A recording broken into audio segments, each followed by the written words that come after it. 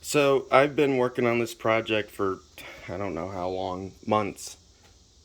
Maybe not months, but keep in mind that I've got work and everything, so I get very limited time to work on this. A lot of it has to do with glue drying. So even though I may have a whole day to work on it, once like if I have to apply this glue, I can't really do anything further. Um, It's a Milwaukee sink. I wasn't originally gonna make it into like a build series or whatever. I wasn't gonna plan on making videos about me building it because I was really wanting to just build it, get it done, then make a video of it complete, but I realize it's taking so long, and quite frankly, some people may be interested in seeing the build process of it. So, um I know it's very messy in here. I got this huge hose extension because I was just doing some tests on it. So this is the actual sink itself. As you can see, I got this um, beautiful nozzle. It's actually, these are supposed to go to an RV. So I got this, and so when you close it, of course I got this tube in the way, but it'll go back into place. Another reason for this is it can, if you got to fill up a bucket, you can do that. So that's that. I got this anti, what do you call that, backflow or whatever. So if you tilt the box and it's full, or perhaps maybe it even tips over, water doesn't come back out and spill all over the place. I'm in a bit of a conflict right now because I got this transfer pump. It's huge and bulky, and I realize that. So, and Milwaukee makes a like an M18 transfer pump that's a lot more smaller. So that's another thing about this project is it's costing me a lot of money. I don't even want to try to figure out how much it's cost me because it'll just stress me out. And that's part of me being irresponsible with money, is that I don't want to know, how much I'm. Look, the fact of the matter is, here's what I got in this beautiful little um, push valve. I don't know what they call it, but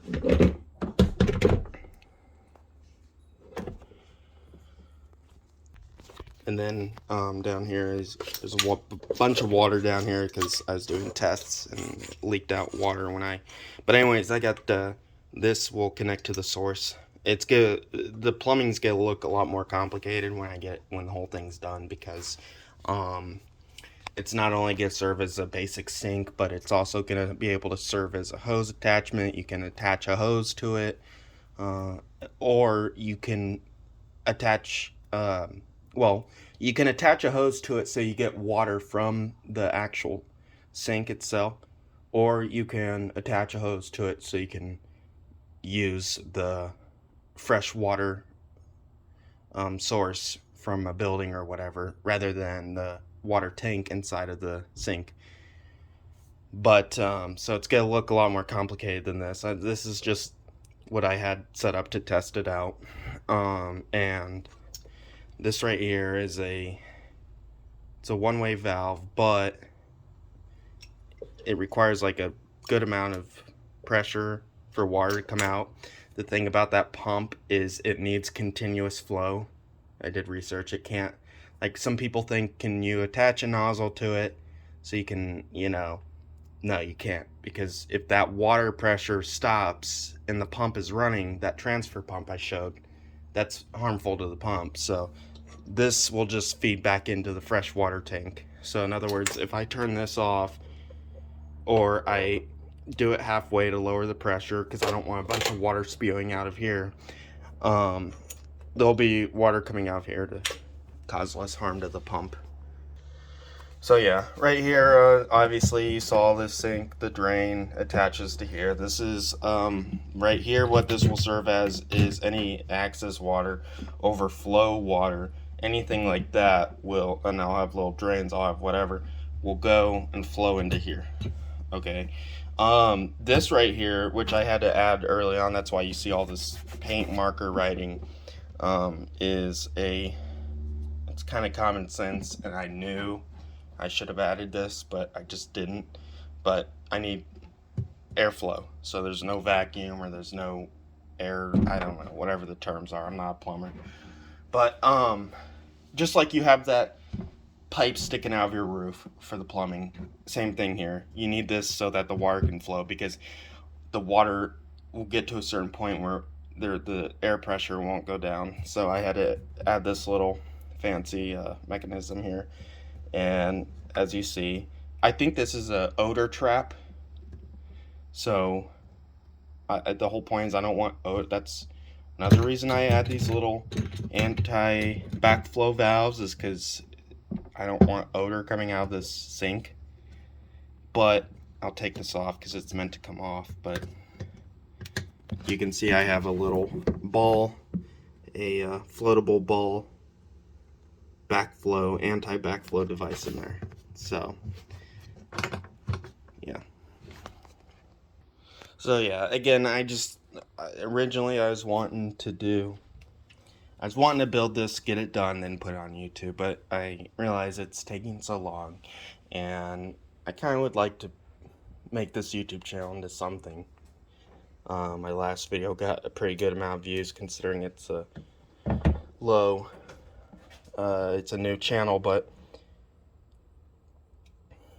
so I just wanted to make this because I figured it would be good to have a channel with new, fresh content. Plus, a lot of people like build videos. A lot of people like project videos. I guess I didn't really take that in consideration, but so hopefully some people find this interesting. And right here I'm doing plastic welding.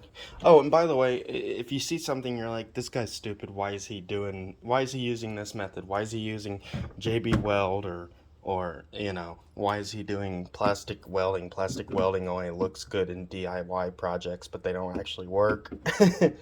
Leave comments. If you have better ideas, leave comments. That's because, I mean, like I said, I've spent a lot of money, I've spent a lot of time on this, so part of that's just because this is a new thing to me. So a lot of it's a learning curve. But I should probably be wearing my Milwaukee mask for this, so I'm not inhaling that plastic.